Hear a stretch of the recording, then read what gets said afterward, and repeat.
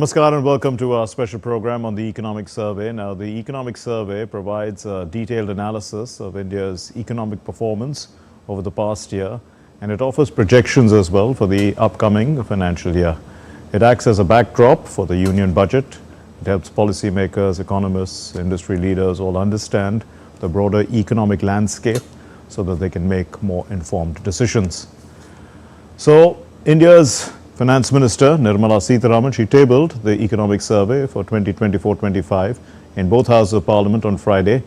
As is the convention, the Finance Minister tabled the pre-budget economic survey. It's a detailed account of the economy in Parliament, a day ahead of the budget presentation for the next financial year, that's 2025-2026. The economic survey for 2024-2025 has come within a short span of 6 months from the last one, which was presented in July of 2024. That was after the general election. Now, according to the survey, India's financial year 26 GDP growth is expected to be in the range of 6.3 to 6.8%, and inflation is also expected to remain under control. Consumption is supposed to be stable, and rural demand is gaining traction. The Chief Economic Advisor to the Finance Ministry, Dr. V. Anantha Nageshwaran, held a press conference in New Delhi on the Economic Survey 2024-25. Dr. Nageshwaran stated that in a changing world, India needs to boost domestic demand, to boost domestic growth, in fact, and outlined the drivers for that economic growth. We have to raise the game for a new playing field. The playing field has changed, and the game has to be rely on domestic drivers of growth. We do have a goal, a legitimate economic and social aspiration to become a developed country by 2047. The last economic survey broke it down into multiple components, generating about 80 lakh jobs per year, increasing our share of manufacturing in GDP, plugging Indian businesses into global value chains, and creating a viable small medium enterprise sector, which in the German language is called the Mittelstand. We have to raise our game on domestic growth. And how do we do that? There are 4 dimensions to it. One is deregulation for growth, augmenting internal capacities for growth, the role of the private sector in nation building, and doing energy transition the Indian way. And Dr. Nageshwaran also spoke about how India is making rapid strides in building robust health infrastructure. The affordable medicine and immunization program through the Jan Aushadhi Kendras, over 14,000 are operational. Full immunization coverage is happening. Disruptive technologies, including drone technologies, being deployed to provide medicines in remote areas. And also, if you look at the health identity cards, Ayushman Bharat Health IDs, 72.8 crore IDs have been created, and 26.4 crore vaccine doses monitored and administered, and E-Sanjeevani is serving more than 30 crore patients as well. The Chief Economic Advisor elaborated on the role that the private sector can play in raising India's game in a changed world. The role of the private sector, because naturally for a large economy, private sector plays a very big role. And in terms of the private sector, the specific asks are balanced deployment of capital and labor, curbing ultra-processed foods, fairer distribution of incomes, which is related to the balanced deployment of capital and labor, importance to workplace safety, workplace culture and mental health, and thinking about supply and sourcing from a strategic perspective as well, investment in R&D. So these are all the dimensions in which the private sector can also raise the game for the new playing field that we are confronted with today. Well, Dr. Nageshwaran also said that India's energy transition needs to have a multifaceted approach. It cannot be solely focused on renewable energy. India's energy transition, therefore, needs to have a multifaceted approach. It cannot be only about renewable energy, and renewable should be expanded to include transition fuels like natural gas and also, more importantly, nuclear power as well. And coal will continue to remain the mainstay even as we are making far better progress than many other countries on nationally determined contributions. In fact, India's use of coal has not come in the way of India making much better progress on NDCs compared to Western nations. Well, India Inc. Has expressed satisfaction with the economic survey. Speaking exclusively to DD India correspondent Vishal Baristo, the Director General of the Confederation of Indian Industries, Chandrajit Banerjee, he said that industry expects the budget also to be growth-oriented. Let's take a listen. The economic survey is out, and I have with me the Director General of CIA, Mr. Banerjee. Let's talk to him and find out. Mr. Chandrajit Banerjee, welcome to DD India. Now, has the economic survey given solid directions for the industry to make right business decisions? I would think so. You know, it has been. It talked about a 6.5% range of growth around that, which is completely what we had also in mind. And with the nominal growth predicted to be upwards of 10%, we do see a lot of space for India to invest in areas of social development, like the rural areas, the education, the healthcare, and all of that. Now, in view of the changing geopolitical situation, what are the challenges that you foresee? No, I think that India can and definitely need to grow beyond 8%. There has been geopolitical, as you mentioned, geoeconomical challenges, which has put us into a growth rate which is lower than that, but in terms of the real growth rate.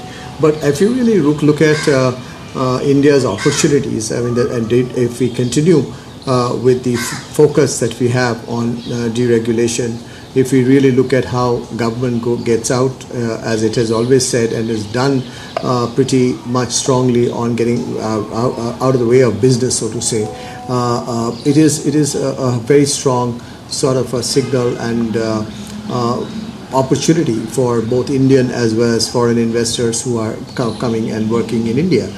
Do you see a need for more private sector participation in funding capital expenditure? See, government has done the heavy lifting as far as capex is concerned. As you know very much, it has been leading. Private sector investments have started coming in. There are sectors where we have seen strong rebound in the private sector as far as investments are concerned. And what expectations do you have from this budget? What we would really look at is a focus on growth, because growth will be, as you began by asking as to how fast we can move on the growth rate. I think a tremendous focus on growth would help us navigate through many global challenges that are ahead. So there you heard from the DG of the CIA. Of course, we need a strong growth-oriented budget, and that is the only answer to the global challenges. With cameraman RK in Delhi, this is Vishal Baristo for DD India. Well, and to discuss the economic survey, we are joined by Professor Shubhamoy Bhattacharjee. He's the director at the Center for Regulatory Governance at the Jindal Global Law School and also Professor Gautam Sen, who has taught international political economy at the London School of Economics and Political Science for more than 2 decades. Thank you very much, gentlemen, for being with us. Professor Sen, let me start with you. Now, the economic survey started actually talking about how this is the end of globalization. The era has come to an end to some extent. And there's also a slowdown in global manufacturing, especially in Europe and other parts of Asia because of supply chain disruptions, weak external demand. So what kind of an impact is that likely to have on India? Well, the overall global situation is clearly unfavorable, and that is demonstrated by the data on global trade GDP ratio, FDI ratio, so that is not a good situation. And of course, China had the first mover advantage. What we have to avoid is that the second mover advantage does not accrue to other countries like Vietnam, which is actually happening somewhat. Now, it seems to me all economies operate below the production possibility frontier. And the trick is how to approach that frontier and simultaneously move that frontier forward. And there are three dimensions to it. One is the regulatory framework, the second is infrastructure, and the third is taking care of market failure. And I'm Right. very glad that Dr. Nageshwaran has stressed the issue of regulatory issues, and Sure. I know that he has been talking about that for a very long time. And infrastructure, I think government has done very well, but Okay. I hazard to say that perhaps for the immediate future, you need to shift some resources from infrastructure spending to consumption, because the multiplier on consumption is 3 times, whereas for infrastructure spending is 1.9. And given the Okay. current circumstances, consumption will be very important in the economy, and that is perhaps where you should move. I'm Indeed. also very happy that Dr. Nageshwaran, because he is indeed a gifted and thoughtful person, stressed a lot on health. I didn't get to read the whole report. I read the preface and I Right. read section, and I particularly liked the question of health and how Indians are now consuming vast quantities of processed food inimical to their health. And all of these things require some degree of policy intervention. And the Okay. only other comment I would make, two other comments. One, in India, it's not about the survey, it is not about policy, it is ultimately about execution. And on Sure. the question of execution, what the individual state does is perhaps much more important, as you can tell from the divergence of performance between individual states. But I'm guardedly optimistic. 6.8% wouldn't be bad, but we really have to aspire for 8 plus. Okay, fair enough. Dr. Bhattacharjee, so consumption is what Professor Sen talks about, and consumption is to grow by about 7.3%. That's what the economic survey says. But on the supply side, we can see that GVA is growing slower than that at about 6.4%. So do you see, this demand pull going to cause some sort of inflation? That's an interesting point, Mark. Demand pool creating inflation.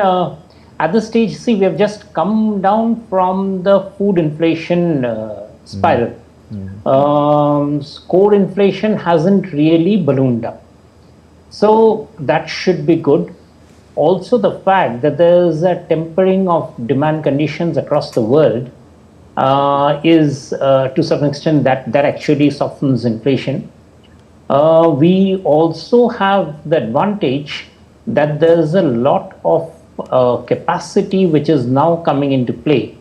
The economic survey itself says that the capacity utilization, of course quoting the RBI OBICA survey, is about 74.6. So there's a good amount of capacity that is there. So I wouldn't say that there is an immediate inflationary threat. Okay. What is there is that as the consumption grows up, the economy would have to provide for what is called the aspiration goods. That essentially means that there's going to be a push for protein goods in the food sector. But that's seasonal, so that doesn't really create a sustained inflationary spiral. That's where I would stop here. Okay. Yeah. Dr. Sen, also, the systemic deregulation under ease of doing business 2.0 to support SMEs. That's what Dr. Nageshwaran was talking about. What can we expect in terms of deregulation? Because the deregulation he's talking about started in 1991, it's continuing, and he's hoping that this sort of picks up pace in a sense and improves the ease of doing business so we can get in more investments. I was on the board of a SME, aviation logistics company, for 18 years. I only have recently resigned after completing my 10th year as an independent director. And I must tell you, the question of regulation always haunted us, whether it was GST or SEBI. I think there is a long way to go. And I think Dr. Nageshwaran did mention things like space utilization for SMEs. And the key, actually, which he again stresses, is how do we aid SMEs? And I would add to this the credit conditions for SMEs are very important. And now with the UPI data, even if you can't do standard due diligence, you have a sense of the stream of income from which you could deduct repayment. So there is a lot of possibilities of deregulation and appropriate regulation so that companies do not spend a lot of time, which smaller companies don't have the resources to do, would really help a great deal. And SMEs will be the key, as they have been in many countries and remain even in advanced countries like Japan and Germany. Indeed. Professor Bhattacharya, you know, the health of the banks was also talked about, the declining asset impairments, robust capital buffers, strong operational performance of the banks. So the question then comes, so the economy is poised to do well, there's plenty of credit available. The question is, how does that credit take off? That's an interesting point. You know, basically what we are seeing is that the India Inc., and this is something which the CEA flagged very well, it is that push for investment. The government has already provided the capital investment framework. So now it is up to the private sector to really push for investment. The government is also promising and has already walked the talk in terms of making lots of simplification in the way business is done. So if taken those things together, in fact, he talked a lot about labor regulations being eased up and what has been the benefits. There is now chance for Indian companies to start moving into sectors which are really the sunrise. So we are talking about artificial intelligence, we are talking about graphene, we are talking about solar manufacturing, we are talking about sectors like EV. You know, these are the sectors where investments need to come in. Investments cannot just be in old world investments like just in textiles or just in sectors like expanding capacity in basic metals. There's a limitation there, but these are the sectors where there's a new possibility. He talked about very interestingly about how Indian companies are still lagging in R&D. Globally, as he pointed out, the R&D push comes from the private sector. In India, private sector is practically absent in R&D.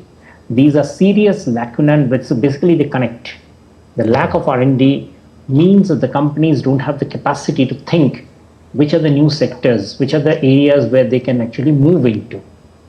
And without that ability, it's impossible for them to formulate an investment strategy which will be of salience in the years going ahead, which will be carbon positive, which will be helping to create employment, take advantage of the capital structure, capital investment framework that the government has created, electricity and so on. So therefore, it is basically, EcoSurvey is pointing out one major defect which has been haunting India for quite some time, the lack of private investment at a scale which India needs to push manufacturing sector above 14%, where it currently hovers as percentage of GDP. Well, yes, certainly the industry representative who correspondent spoke to seems to suggest that industry is, the private sector is willing to participate and do their bit. But you know, Professor Sen, the current account deficit remains relatively contained, and the chief economic advisor was very happy about that. He said it's close to about 1% of GDP. How does this, does it augur well, in fact, for the external sector, for our exports, and also the impact of the value of the rupee, because the rupee value seems to be falling and people are concerned about that? Well, you know, a lot of this depends on what's happening outside. US interest rates, stock market volatility, and the rising valuation of particularly US stocks. So it is attracting money. And depreciation is inflationary, and of course the demand for oil does not fall with the rising cost of importation in dollars. So these are matters of concern, but you know, it is not completely under the control of the RBI or the government. It really depends on what is happening outside. But I do like that the stress Professor Bhattacharya has made on India entering new sectors. Yes. And like solar, and we've done this apparently very successfully with air conditioning, where all the components are also being manufactured in India. Capacity utilization, actually, in existing capacity really depends on demand somewhat. So if that is at 74, this is a constraint. But I do believe there are new sectors into which India can grow. I don't see any fundamental reason why this cannot happen. It may be a question of time, but I'm very keen on the issue of credit for the SMEs. So these sectors can add supply, and many of them can double their output. And I hear so many stories from fishermen to tea sellers who once have access UPI and have credit very rapidly increase their supply. So it's a complex package, and I think the government cannot do everything. There is such a vast amount to take care of. And of course, in India, all policy making is politicized, which makes every step forward somewhat problematic. Indeed. Professor Bhattacharya, the economic survey talks about a collaborative effort between government, private sector and academia, something that you're involved with, to sort of minimize the societal effects of AI, so that, that have some strong effect on the labor sector in the future. But to be ready for it, academia, it's a sort of a combined approach that can prepare us for it. What's your view on this? Well, on AI, the Eco Survey had a long chapter. It, of course, as he himself warned, that in AI, since things move so fast, it's often, by the time things get written, the next development comes along.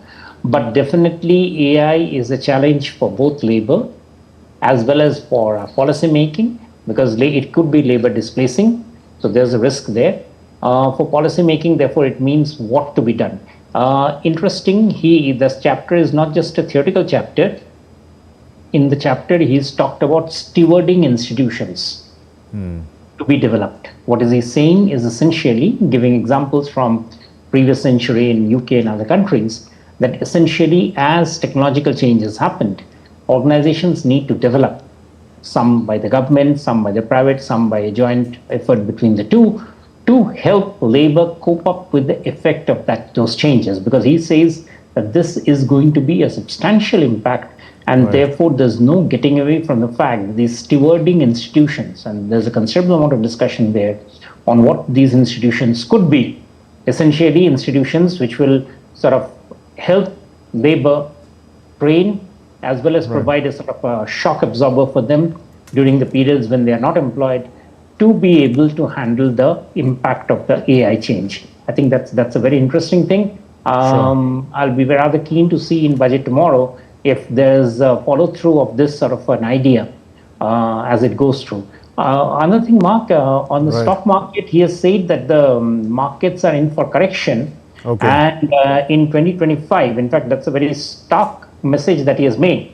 And with the permission, I'll just mention that given the increased participation of young and relatively new retail investors in the Indian stock markets, it has said that since US markets will be remaining elevated, so there's a possibility of what he says, quote unquote, a meaningful market correction in 2025 in the stock market, which basically means that the markets could go through strong dips. And it's important because the survey itself says many of these investors have never invested significant and prolonged market correction. So its impact on sentiment and spending may be non-trivial. Now that's a very salutary warning coming from the economic survey, and I think that's very well taken on board. The government is saying that just don't rush headlong into markets without understanding what the global draw is, what the global situation is. Yes, Mark. Right. Final question to you, Professor Sen. He did talk about net zero and the costs that come with it, the trade-offs, and he was suggesting that perhaps rather than look for investments that can help you to make that green transition coming in from other sectors, it's better to just for economies to develop and find their solutions on their own, rather than wait for the West or for the global North to sort of help the global South in this. What are your views on that, and also about whether you see any challenges going forward in the next year? If I may make a quick comment on AI, Right, sure. I think this is really a transitional problem. This has always been a question of transition, except in this case, it is developing very fast and there needs to be agile policy, as Professor Bhattacharya has said. But I don't think this will be catastrophic. It will create problems, but I think we will overcome. On the question of net zero, there's a very important debate going on in the UK, because the UK aspires to have net zero, I think, by 2035. Right. And the issues which have been highlighted by Dr. Nageshwaran are all being debated here. But the point that he makes, I think, is very crucial, because this is the low-hanging fruit of adaptation. We really must make a sustained effort to adapt and not just mitigate. Both will go on hand in hand, but adaptation is the low-hanging fruit. And I think, the examples he gave were quite eloquent, what we can do in our private lives. So adaptation leaves a huge amount of room, and I think particularly, say, for urban transport. Yes. And we are making progress. In India, a great deal has happened, and I'm guardedly optimistic that India is doing well compared to what targets had been originally outlined for 2070. And Okay. I think we will get there. And I think it's a question of determination. And I think this Prime Minister does believe in India contributing important Right. measures for climate change. We'll have to leave it there. That's all the time we have for this discussion. Thank you very much, Professor Gautam Sen from London and Professor Shubhamay Bhattacharya from Delhi. Thank you very much for being with us. Now, the economic prospects for India in the FY26 are balanced, but they face risks from geopolitical tensions and trade uncertainties, also possible commodity price shocks. Key growth drivers are private capital investment, improved consumer confidence, also higher corporate wages, rural demand supported by an agricultural rebound, as well as stable macro conditions. They all boost near-term growth, and to strengthen medium-term growth potential, India must in fact enhance global competitiveness through structural reforms and deregulation. That in a nutshell is how the economic survey concluded. That's all we have in this edition. Thanks very much for watching. Namaskar.